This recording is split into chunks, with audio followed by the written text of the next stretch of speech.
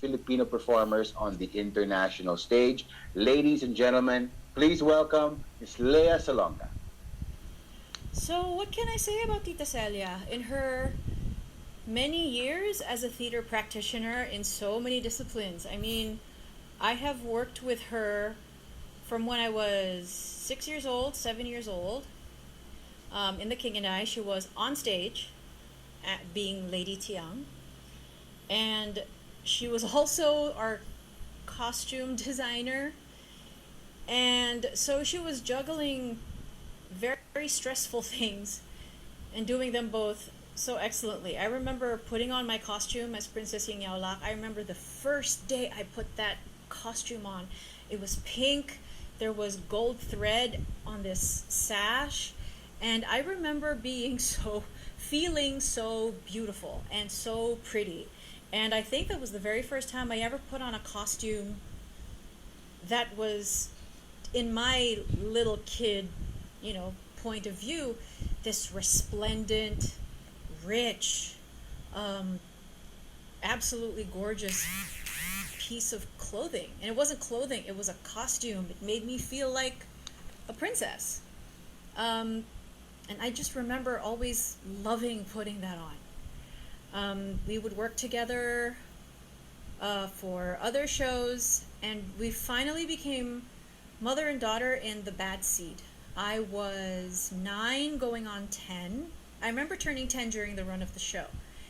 And I just remember her always being so kind and lovely. Like, she is just such a lovely, lovely woman that working with her, it just left an impression of me that she was always so patient, maybe because she was a mother of so many kids, that being the mom of this one uh, wasn't gonna be so much of a scary proposition for her.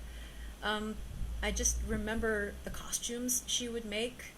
I remember how amazing they would make me feel, and just being around her and her calmness.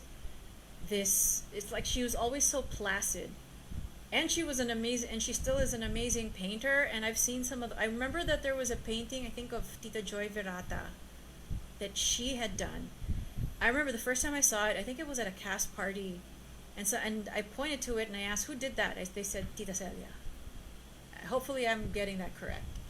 um, and it wasn't just that the likeness was so striking, it was also the spirit. Like, she was able to capture the spirit of the person that she was creating a portrait of. It's a gift to be able to do that. um, One last thing.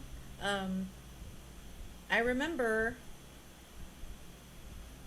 before I headed off, there were two times. I remember there were not exactly Miss Saigon themed parties, but I remember bits and pieces of these two parties and they threw fabulous parties at their old house. One party was seeing a bunch of us who were leaving for London, and I remember she gave me a cosmetics case to take with me and use when I headed off to the UK. And I remember her and Tito Doy taking the time to talk to us. Back then it was Vice President Tito Doy Laurel. And I just remember that the both of them, because it was their home and they had seen so many of us through Repertory Philippines' doors just literally growing up in front of their eyes, that it felt like being in a family home, and that you were being sent off by good friends and people that genuinely cared about you.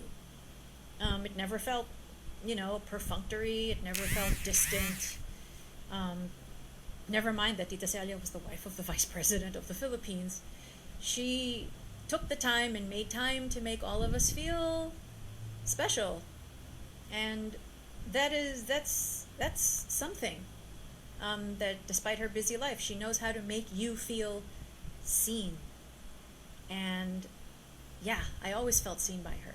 And then the other one was before I left for New York. I remember it was in their back garden. It was in a big garden. I remember Menchu Lachenko singing and Tito Freddy sort of hosting. And I just remember, I just remember those two things. And I think the rest of the night was a blur. Um, but yeah, thanks Tita Celia just for, making this little girl feel so extremely special with the very first costume you designed and made for her, meaning me. And for always being so gracious whenever I would see you, and for always being so kind. I mean, we can all sit here and talk about how talented you are, how gifted you are in the arts, with the costumes, the acting, the performing, with being so active with rep, and the painting and all of that. But you are such a wonderful human being behind all of it that, of course, you're going to be excellent with the arts because your humanity is so apparent that there is no other way for you to be. And I think that might be the highest compliment I could ever pay to you. I love you very much, and I'm grateful that you exist and that you've been such a huge part of my life. Amazing. Thank you so much, Leah. Thank you for sharing that. It's true. Nick, and I'm sure you've experienced this more than any of us. But no matter how busy things are around us, when Celia speaks to you, she's really just speaking to you. It's like the whole world just fades away, and she's actually seeing you. And for me, in my experience, it was always as important to her as how I was doing at home, how I was doing at school, and how I was doing with my place.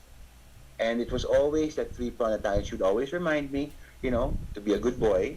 Of course, when I got older, that slowly escalated into scolding me a little bit because I wasn't being a good boy. And I was always amazed na, how do you know about my kolokohans? And she'd always take me aside and say, Jamie, eventually you're going to have to grow up. Enjoy your younger days, but try to be a good boy and try to be good in everything you do.